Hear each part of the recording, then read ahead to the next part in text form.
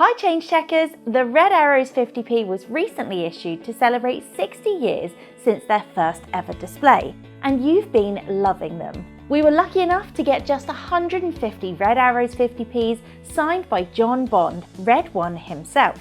And they were so special that they sold out in just a few hours. So these coins really have been in high demand. Now you can click the link in the description to secure one for your collection now, but you might be wondering, what does it take to be a Red Arrows pilot? And what's it like to fly an iconic Hawk T1 aircraft? Well, let's hear from Red 10 Graeme Muscat about his personal experience. So I'm actually the team supervisor, so if you've ever been to an air show and you've ever heard the commentary, that's me. I give the commentary to the public during the air show, let them know what's going on with the team, what's going on with the display, get your eyes in the right direction so you do not miss a single second of the display. But predominantly my role is actually a team supervisor. I'm there to make sure that the team are safe, they adhere to the rules and regulations that we have to do so, but also to provide that great spectacle that the Red Arrows are known for. Well, there's actually a number of prerequisites that the pilots must have. They must have at least 1,500 hours. They must be assessed as above average in the air, and they also must have done one complete frontline fast jet tour on operations as well. And then we take a long selection process to develop them to join the team, but predominantly we're looking for somebody who is experienced, talented, ambitious, determined, and is a great team player, because teamwork is absolutely essential to what we do on the Red Arrows. Combat experience is absolutely essential, because one of the things that we like to do is generate and promote awareness about the RAF. And one of those things is obviously taking combat experience from operations and talking to the general public or talking out in forums about our open and frank discussion about operations and what we've done, and potentially, and as I said, promote the RAF. I guess it's the first time you've been on the most scariest roller coaster in your life. This G, which you experience on a roller coaster, it's fast, it turns, and you come off a little bit kind of jelly-legged, but extremely excited that you want to go and do it again. And that's what it's like. You strap the aeroplane on, like I say, strap the aeroplane on, you go and fly, you do all these high-speed maneuvers and tricks and stunts, and as soon as you land, you debrief, you're like, right, let's go and do it again, because it's an absolute buzz. It gives you an adrenaline buzz, it gets you excited, it gets you pumped, and it's a great feeling to fly as part of the display. It takes endurance. I mean, most of us trying to stay relatively fit, but also we've got a lot of training and a lot of years of experience behind us. And when it comes down to it, it's that fall back on experience and seeing familiar issues or familiar problems that we fall back on. And it is a testament to the training that the RAF give you as a fast jet fighter pilot to be able to then carry that forward into pretty much every situation that might come up. So obviously selection goes into that. We have to make sure that everyone we select is a team player and is good with teamwork. But again, it all comes back to that preparation. You know, the guys, they brief, they fly, they debrief. It's an honest debrief. You won't hear them using names in a debrief. They'll use numbers. That takes the person out of it, so it doesn't become personal.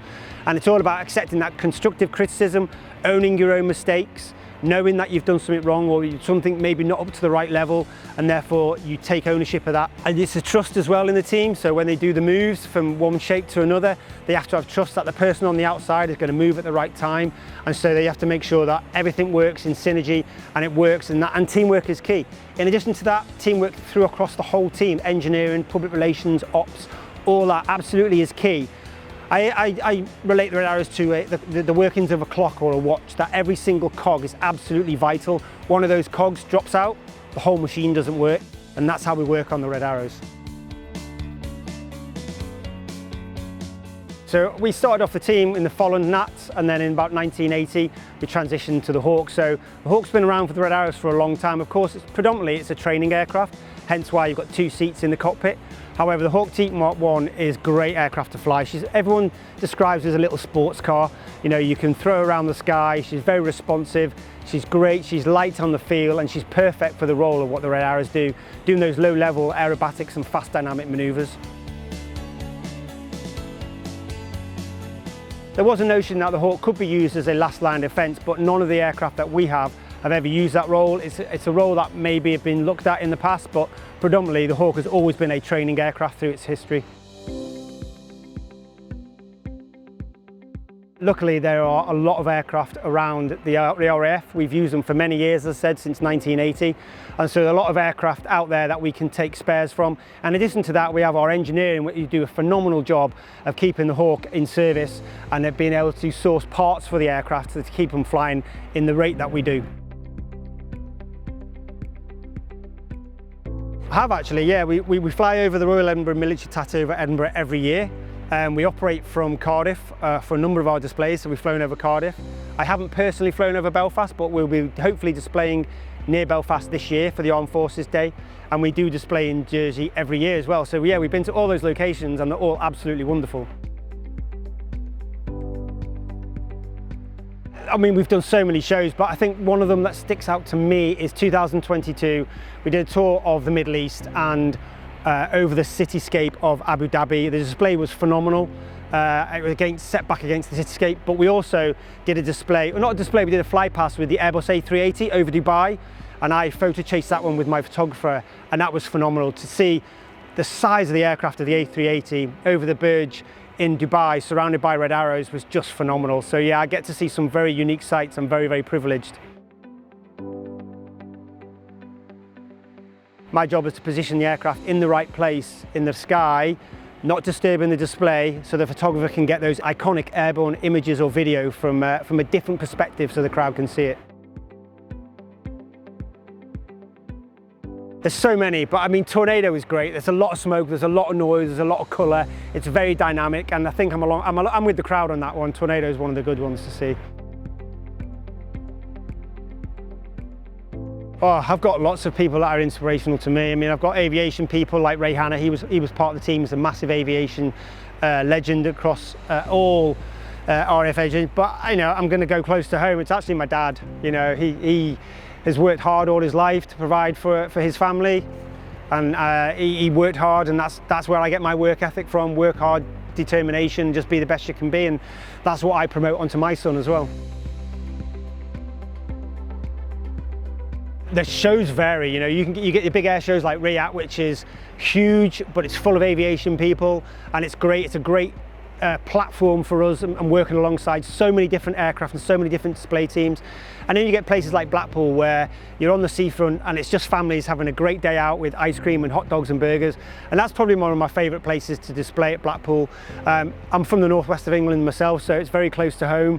The crowd is huge. You get a great weather day and the buzz, and you can feel that excitement in the air. It's a very tangible electric excitement that is put onto me by the crowd, then I'll convey to the team, and so yeah, that's a real great display location to be at. It's a massive undertaking. A lot of people think we box the aircraft up into bigger aircraft and fly them over there. We actually don't. We fly them all around the world. You know, this team has been to pretty much every country in the world. It's certainly been as far as down as Australia and China, and we're going all the way we have been all the way to the west coast of America. As you say, we're going off to Canada. We actually fly the aircraft there. So we'll go from here to Stornoway to Iceland to Greenland before we then reach Canada. It's a massive undertaking, it's a massive operation. Backed up by the entire Royal Air Force with our air transport and our search and rescue assets. The P8s from Lossiemouth will come with us as well. And it's a huge undertaking, but it's something that is absolutely crucial, not only to the Royal Air Force, but UK promoting global trade, global industry. We literally fly the red, white and blue in the sky with our smoke. We have the Union flag on our tail, we have the Union flag on our red suits, and we promote the red, white and blue and the Union of Great Britain all across the world. And it's absolutely vital for diplomatic, engineering and all those sort of relations that we can generate with all those countries across the world. Yes, I mean, obviously other teams do go to different countries, but we're the only one. The North American teams generally stay in North America, maybe come to Europe, but we generally go all across the world. As I said, we've been as far as the west coast of America, and we've been as far down as Australia. I think the only country we can't get to is New Zealand, because the hop between Australia and New Zealand is just a little bit too big, a little bit too large for us to make. Top Gun, the original, you know, I was 10 when that first came out, so that was the first kind of glimpse into being a fighter pilot. That inspired me to want to be a fighter pilot. But Top Gun Maverick was exceptionally exciting. We were very fortunate in 2022, the team met Tom Cruise at the Royal International Air Tattoo, A very, very nice, pleasant man, extremely interested in the Red Arrows, would love to come and fly with the Red Arrows. I think he's actually dying to fly with the Red Arrows. He's flown with the Thunderbirds, he's flown with the Blue Angels, so we'd love to fly with the Red Arrows. And yeah, but it's a great film. A little bit cheesy in times, but that's what the film needs. But some great air-to-air photography, some great airborne footage, and you can see how difficult it is flying those aircraft when the actors are really straining, and you can see it in their face. So yeah, I think it's a great insight to how hard it is to fly in a fast jet.